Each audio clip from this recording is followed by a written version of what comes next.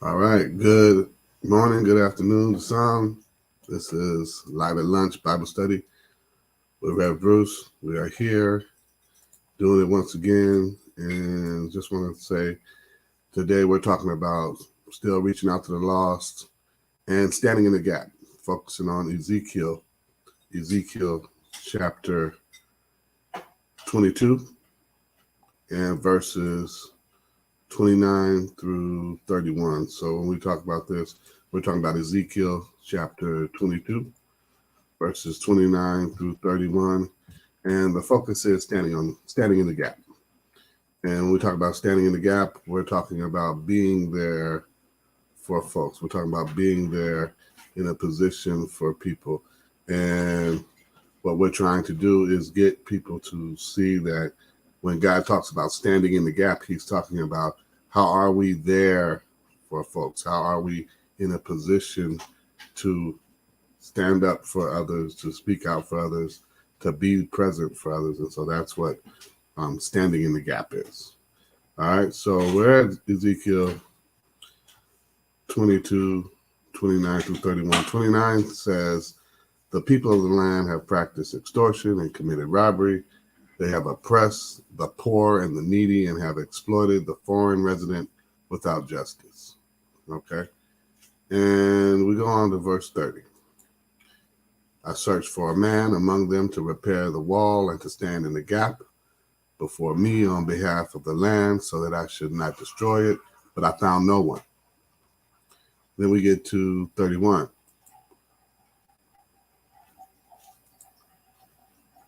Verse 31 is actually, this one is verse 30, but it's 31. So I have poured out my indignation upon them and consumed them with the fire of my fury. I have brought their ways down upon their own heads, declares the Lord. That's actually verse 31. And so here it is. What's God looking for? God's looking for someone to stand in the gap. God's seeking someone to stand in the gap. And when God does this in this 22nd chapter of Ezekiel, he is doing this with, oddly enough, a prophet named Ezekiel, right? Whose name alone means God will strengthen. That's what his name means. God will strengthen. And then you take into account that God is doing this with Ezekiel, and he's saying he's looking for someone to stand in the gap. He's saying he's looking for someone to be there, to be present, to be accountable, responsible for what's happening. And God uses Ezekiel, a prophet with this name that means to strengthen, or God will strengthen, and he uses this prophet to point out the inability of the people to stand in the gap and address the corruption and atrocities that are happening in their own times, right? Very significant in how that all syncs up with what God is doing in that present time. And so, boom, you have God seeking a watchman to stand in the gap, right? And he finds no one. There's no one there to do the things that God is seeking to be done. There's no one there to lead the charge, and it's not happening. It's not going on as it should be. And God is expecting more out of his people than he's actually seeing being done. This was also something that inspired a post I did online with my blog. I put it there in the comments, and that I also do some follow up with some things that I'll go into this week and in the coming weeks. But are we inspired to stand in the gap? Are we inspired to be there as God is seeking someone to stand in the gap, a watchman, a person to be there, a person to look over and call out and be on the lookout for things that are coming and things that are right there. A watchman, a sentry, security, a guardian, someone who will be there to protect and not just talk, right? And so God is seeking that out of the people in the land, and he hasn't found anybody. And so the conditions that were going on at this time, based upon this one passage, is that God is pointing out that there's a call for action on the part of those who are witnessing what's leading to these conditions. That's extortion, that's robbery, that's oppression, that's exploitation, and that's injustice. It's happening to the poor, it's happening to the needy, it's happening to those who are foreigners, right? These are the things that are happening in the land that God is saying, look, this is not good, and still I don't have anyone who's standing in the gap. And these are issues that are, not just about those past times, but how are these issues associated with things that occur in this present time? And that's what we have to look at. Are these conditions that we can also feel some type of way about because we've seen something going on and we're like, okay, that was just in biblical times? No, this is also about present conditions that we see today. We have extortion, we have basically robbery, grift, corruption, oppression, exploitation, and injustice. If we talk about sex trafficking, we're talking about exploitation. If we're talking about people being hijacked and robbed, home invasions, we're talking about people being, robbed and taken advantage of, elderly, people who live alone, women who live by themselves, right? Exploitation, right? We have young women who are being exploited, young runaways who are being exploited, exploitation. You have injustice. You have things that are happening to people simply because they are undocumented. You have things happening to people who are under the threat of deportation. You have things happening to people who are being taken advantage of simply because of the color of their skin, because of their gender, because of their gender identity, whatever it may be. But these things are happening, and as believers, what are we doing about it? How are we standing in the gap? That's the key question. And so here it goes. We need to identify what can be done and how we can play a role in addressing such conditions. We need to not just talk about it, not just tweet about it, but what can be done and how we can play a role in addressing the situation, right? Not what we think about it, not how we feel about it, but what can be done and how we can play a role in addressing the conditions and situations. That's what we need to do. And not play games about it, but be real about it. And so here's my take on it.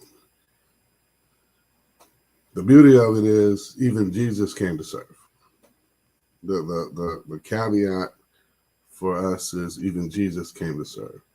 If we go back to one of my favorite texts, I love Isaiah and how the Lord is able to use Isaiah to say some things in a manner that that we can't even begin to fathom. But the Lord uses Isaiah to show us that here we are as individuals. We're not as great off as we think we are. Isaiah starts off slamming folks. Hey, look, man, you need to learn to do good, right? You need to learn to do good and get this right. And that's what needs to happen. And it ain't necessarily happening, right? It ain't necessarily going down. And it's amazing how in Isaiah 61, verse 1, Jesus is pointed out as this servant of the Lord. And in Isaiah 61, verse 1, it's the same scripture that Jesus reads when he's at his home church. And we see it in Luke, right? He says, the Spirit of the Lord is upon me. Remember, Old Testament, Spirit being upon you, right? Because the Lord has anointed me to bring good news to the poor. He has sent me to bind up the brokenhearted, to proclaim liberty to the captives, and the opening of the prison to those who are bound, right? Preach liberty to the captives, opening of the prisons to those who are bound, and to proclaim the year of the Lord's favor and the day of our God's vengeance, right? That's what verse 2 is, right? And to comfort all who mourn,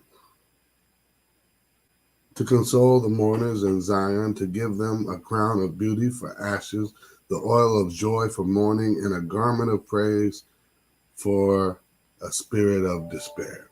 So they will be called oaks of righteousness, the planting of the Lord, that he may be glorified. It's Isaiah 61, verses 1 through 3, that they would be oaks of righteousness, that they would have this experience of what the Lord is calling him to do.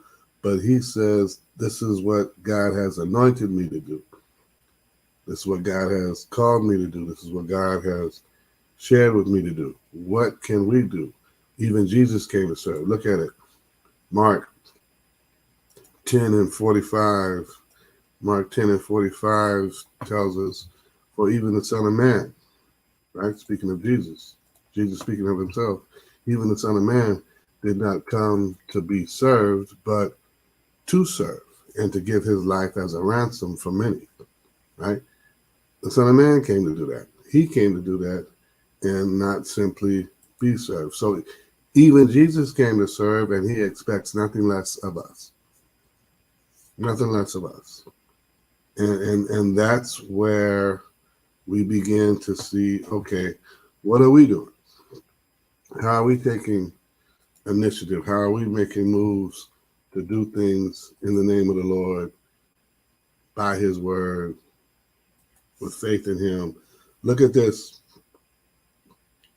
what Jesus expects of us. God loves you just the way you are, but he refuses to leave you that way. He wants you to be just like Jesus. Max Lucado.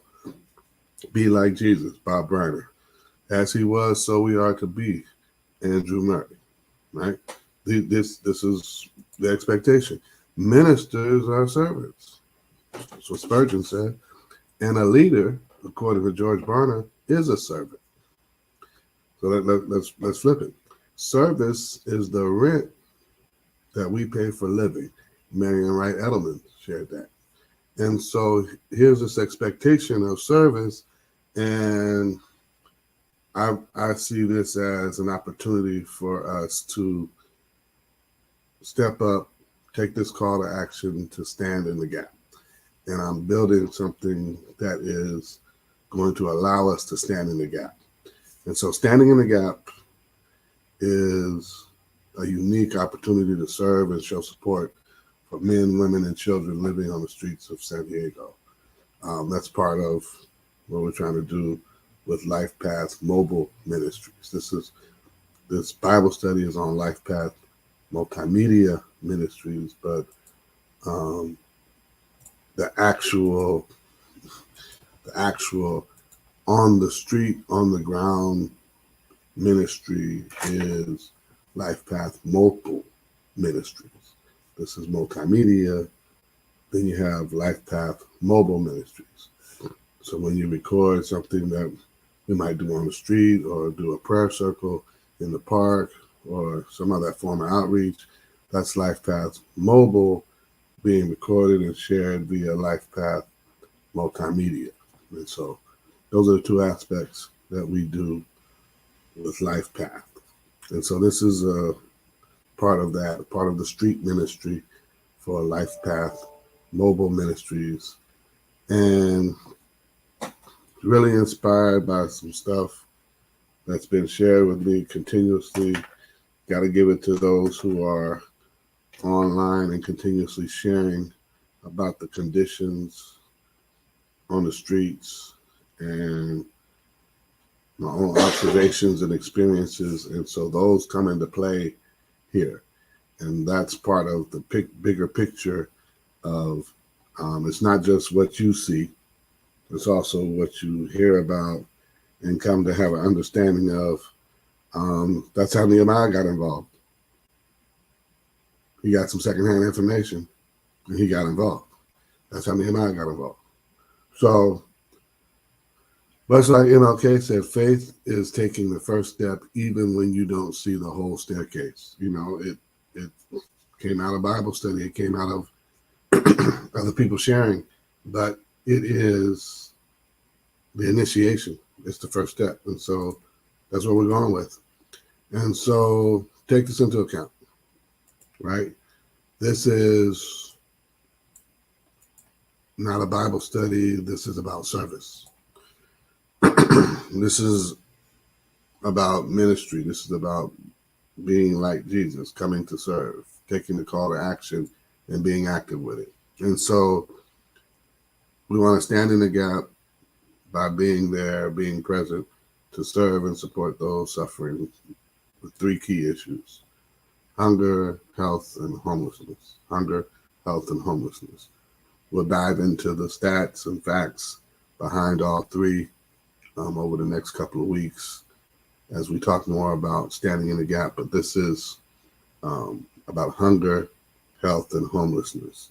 And I have to say, you know, this is really based upon a lot of what I get shared with via Twitter, through a group on Twitter, which is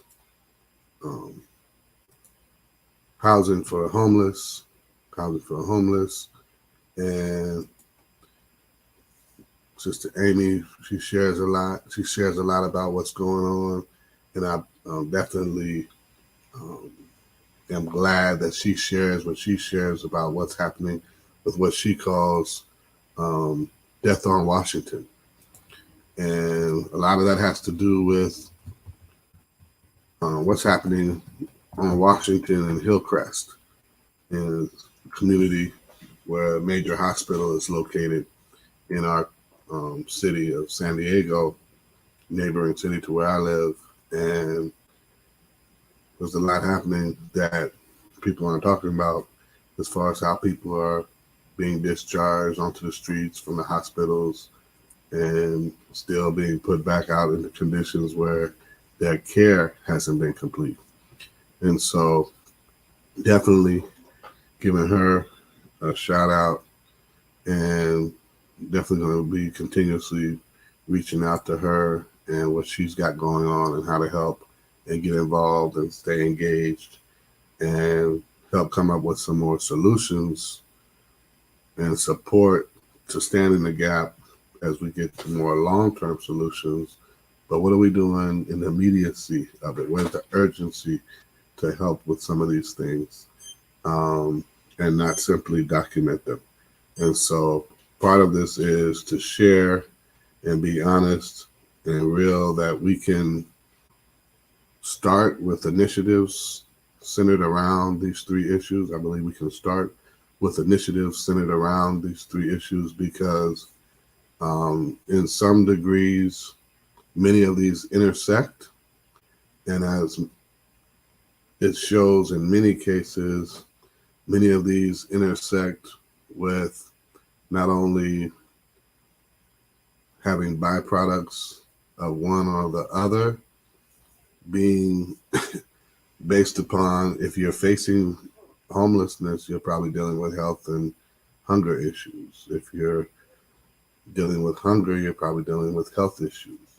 If you're dealing with food insecurity, you're dealing with health issues, as well as the threat of homelessness, because all of these are indicators of greater issues of poverty, such as underemployment, unemployment, low income, living below the poverty level, things of that nature that are still issues, larger issues to address. But these would be three intersecting issues that we would address as initiatives. That's where that's coming from. And so take this into account. This is about getting to the point where we have a call to action, to stand up, to stand out and speak out, to serve and support the poor and needy.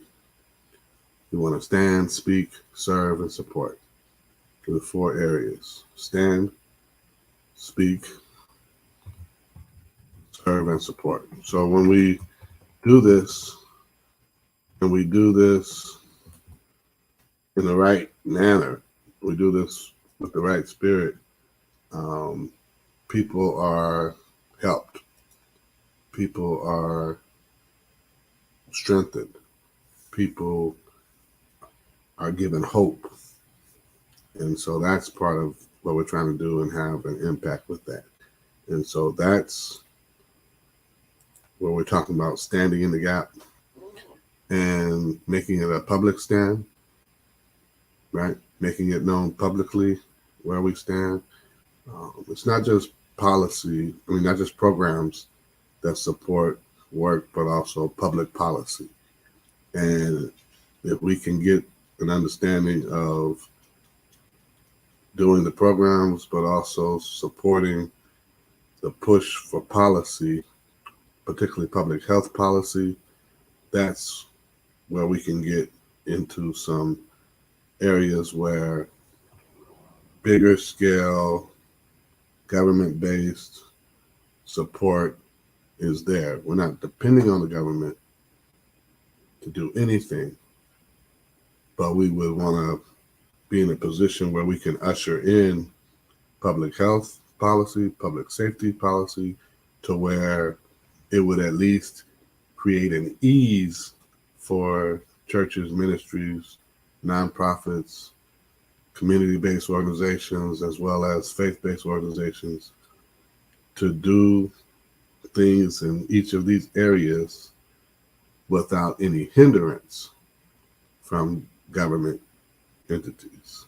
That's where the issue comes into play, when you have people policing homelessness as opposed to service organizations supporting those who are on the streets. Then you have different outcomes.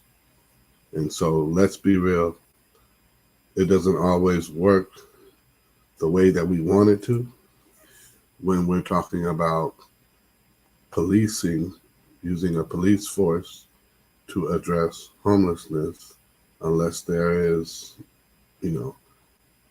an attack, a robbery, or something of that nature where a crime has been committed. But when you criminalize people simply for being homeless, then you create a different environment. And so that needs to be addressed from a public safety, public health policy perspective. Open the floodgates so that individual groups can work collectively and collaboratively within the metro area in order to address a problem within that area. That's what will work. And so let's take this to another level. Let's take this to where we can continue this conversation over the next couple of weeks on how standing in the gap is going to take formation, how support can be offered, what a service look like, what are the type of precautions that service might look like. And I would like for this to serve as a model for taking the initiative to stand in the gap. I would like for this to serve as that type of model for taking the initiative to stand in the gap. Sometimes we hear things and we say, oh, that's too bad. Somebody ought to do something about it. Well, that is true. Someone ought to do something about it. And that's why I say, when you look at this blog post that I shared, Inspired to Stand in the Gap, that's definitely something that led to this study at this time, right? Ezekiel and some other scriptures that we'll be getting to. But this was something that was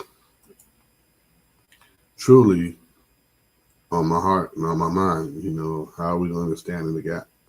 How are we going to support other people? And as I said, I give credit to Sister Amy and what she's doing with housing for homeless, what she's doing with Death on Washington here in San Diego.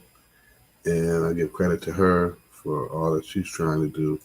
But she shouldn't be alone, right? She shouldn't be alone. There should be more of us engaged in things that we have a heart for, that we have a passion for. And let's not neglect what God has placed on our heart. And so definitely join us in the coming weeks as we share more information on those three areas, which would be health, hunger, and homelessness, right? Health, hunger, and homelessness, and how those fit in. And let's see, how can we address these as initial initiatives and what grows out of them? What's the natural outgrowth of working in these areas and serving and supporting individuals? And then as we make an impact, what else do we discover? What else is unearthed as we go forward?